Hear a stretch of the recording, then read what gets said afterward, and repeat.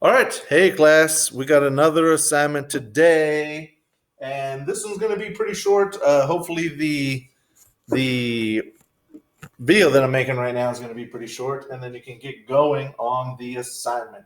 So let's take a look at the PowerPoint. Today, we're starting a new section. This is still in moles and stoichiometry, but it's just a little part of it. It's percent composition. And so percent composition is essentially how much of the whole does this thing make?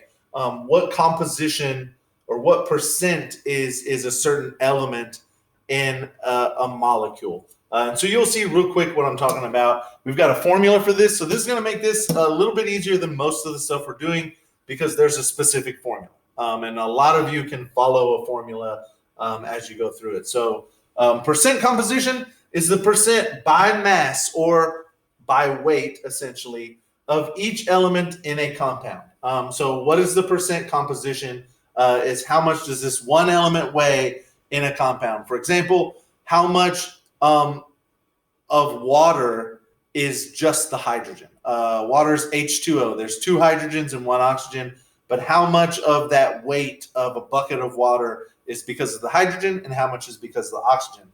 So percent composition is equal to, here's your formula, is equal to the mass of an element, a single element in 1 mole of the compound versus the molar mass for the whole compound times 100. Don't forget the times 100 at the end. That's going to get you your percent. So let me write this on the board for everybody real quick, and then we'll go through some examples here. So percent composition is equal to the mass of one element divided by the mass of the whole molecule times 100. So you take the mass of just that one element, divide by the mass of the whole molecule, and then multiply by 100. Let's go back to the PowerPoint. We'll look at an example, and then I will do just a general example, like maybe for water, and then I will do a problem that you actually see on the assignment. So step one, you got to know the formula. You're not really going to have to do too much work on this. Sapling will usually give you the entire formula, but you need to read the problem and figure out what chemical they're asking you for. Step two, determine the mass of each element in 1 mole of the compound. So you're going to get that from the periodic table. That's your molar mass for 1 mole, and the molar mass for the whole compound. So you need the individuals and the whole thing. And then step three, follow the formula, divide the total mass by the molar mass for the whole compound, and then multiply by 100. So their example here, find the percent composition of each element, calcium and chlorine, in the formula for calcium chloride. So if this were a normal sapling problem, they just go ahead and give you this formula, CaCl2. What we need to do is get the mass for just the calcium, just the chlorine, and then the whole formula here. So let's do this on the board really quickly. We have the chemical C. Ooh, that's not a C. Ca, calcium chloride, Cl2. And I have 2 chlorines for each calcium there is. Why is it this formula? Because calcium is a +2 and each chlorine is a -1. So if I have 2 of them, now I have +2 and -2 and everything equals out. But they give you this, or they will give you this in sapling. So here's my formula. I need to know the weights of the calcium, the chlorine, and then the whole thing. So I go to my periodic table. Calcium weighs, and you'll see the bottom number on the calcium from your periodic table is 40.078. So calcium is equal to 40.078 grams per mole. Chlorine, Cl, is equal to, and you can find that here, the bottom of your block for chlorine on the periodic table is equal to 35.45. 35.45 grams per mole. And then what's the total for calcium chloride? The whole CaCl2 2. Well, I just need to add this up. And so I'm going to take 1 calcium, 40.078, plus 1 chlorine, 35.45, plus another chlorine, because I have 2 chlorines that I have to add up for this, 35.45. Add those 3 together, and what I get is 110.978 grams per mole. So now I have calcium, I have chlorine, and I have the whole thing calcium chloride, and they want to know both of these. They want to know the calcium and they want to know the chlorine for what is the percent composition. And so to get the percent composition, what do I have to do? The mass of just that one element over the mass of the whole molecule times 100. So remember here, let's just go ahead and do the calcium. So for the calcium one, let's move an arrow up here. I'm going to have 40.078 divided by the total, 110.978. And then I'm going to times 100 on that. Make sure if you do this, well, actually,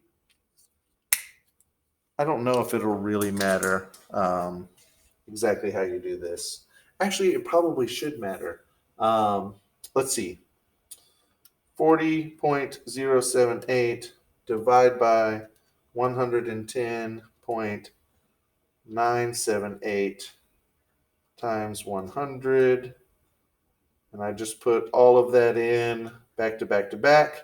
And yeah, it worked out. So what I have here is my percentage. So I did 40.078 divide by 110.978 times 100. Put it in the calculator, hit enter, and I got 36.11.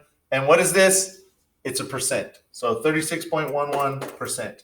Now to do the chlorine, remember, I have 2 chlorines here. So when I do the chlorine, it's not just going to be 35.45. I need to have 2 of those. 35.45 times 2 is 70.9. Divided by the same number, the number for the total, 110.978, and then times 100. And that is going to be, let's just do 70.9 and then delete that. That is going to be 63.88.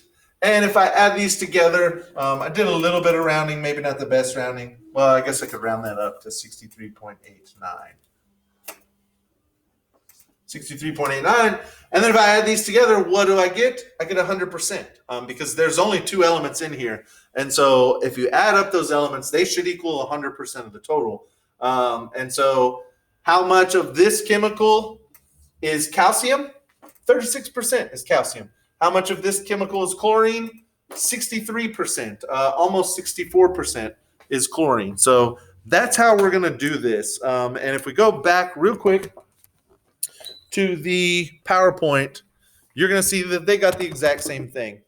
If we go through it, they got the mass of the calcium, they got the mass of the chlorine, and they doubled it. And then they add those together to get the total, 110.984. There's slightly off than ours, but it's okay. And then they're going to use the formula. They have 40 for the calcium divided by the total times 100 is 36.11, which is exactly what we got. 70.9 divided by the total times 100 is 63.889, which is almost exactly what we got. And these are your percentages for each of these. So for this chemical, calcium chloride, 36% of it is calcium, 63% is chlorine. Does that make sense? Yes, it does for them. So I'm going to I'm not going to turn the lights on, but I'm going to come back over here. We'll do one more just real quick, and then I'll do an example from the actual assignment here. So let me erase this, and let's do water. Water's pretty easy. And water is just an example of how different things can be when they're by weight. So what's the formula for water? H2O. We have 2 hydrogens and 1 oxygen. So right off the bat, Your brain, without any other information, might think that the hydrogen is going to be the bigger number because I have two of them. Out of the three atoms that I have, two of them are hydrogen, only one's oxygen. But this is all by weight. And so let's look at the weights here. Hydrogen weighs 1.008 grams, and I have two of them.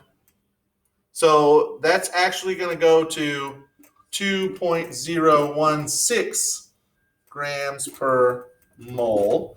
And then oxygen is 15.999 grams per mole.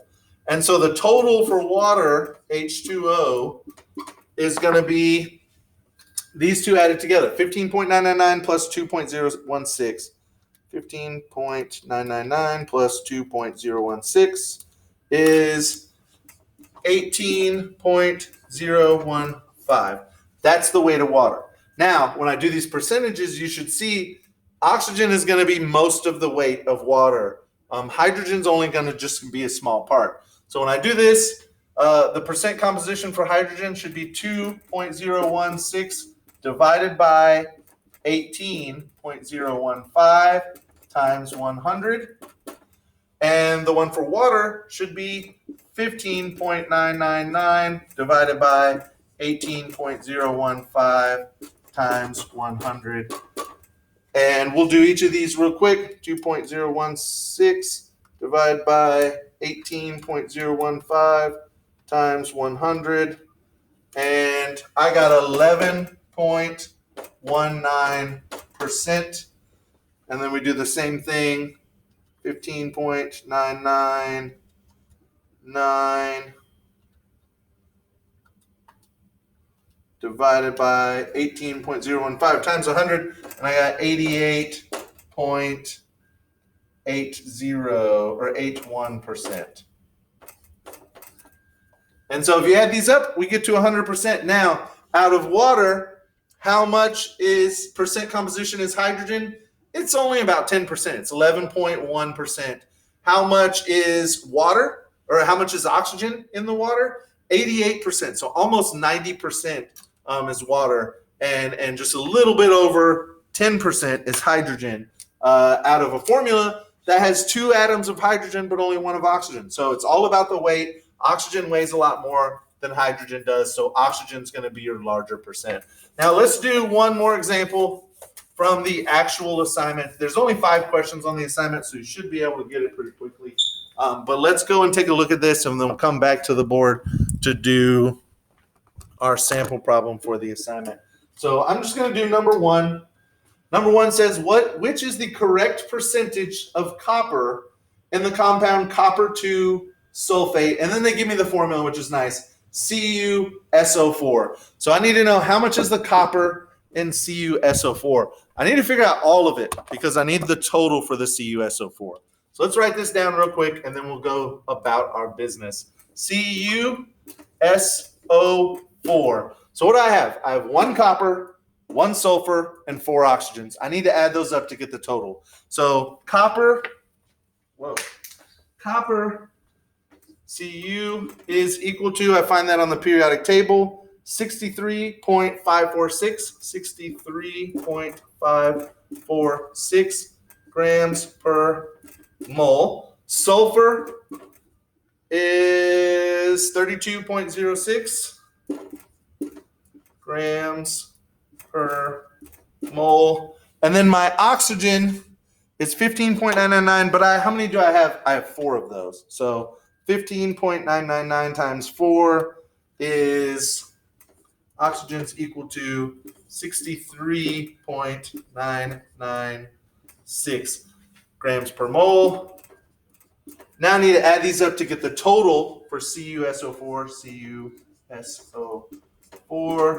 So the total here plus 32.06 and 63.546 is going to be 159.602. 159.602. So now, how do I get the percent composition for the copper out of this whole formula? I need to do the mass of just the copper on top divide by the mass for the whole thing, times 100. So I'm going to have 63.546 divided by 159.602 times 100. 63.546 divided by 159.602 times 100 is equal to 39.81529%. And so almost 40% is what I got, 39.81%. If that happens to be your problem, good job. You got a free answer. If it doesn't happen to be your problem, you should be able to get to your answer pretty easily. Or if you're having trouble and you don't understand what to do, send me an email. I will be able to respond to you and help you out. This is your assignment today. It's a really short assignment, only 5 questions. If you have any trouble, please let me know, and I will help you out with it. Hopefully this is a little bit easier than what we've been doing the last couple days, but if it's not, don't worry. The more you practice at it, the easier it'll get. And tomorrow, we got a short day. It's a half day tomorrow. So I will put an attendance up in Google Classroom just for everybody to sign in and say they're present. Make sure you do that. And if you have any questions or would like me to open up another assignment for you that you weren't able to get finished, let me know and I can open it up for you. It's really easy. So thank you all for watching the video. Hope everybody has a wonderful holidays. Merry Christmas, Happy Hanukkah, Happy Kwanzaa, whatever you happen to celebrate. Enjoy it with your family, and everybody be safe, wear your masks, do what you're supposed to do, and I will see you when we get back from Christmas break. So have a good one. Thank you, and don't forget to do attendance tomorrow.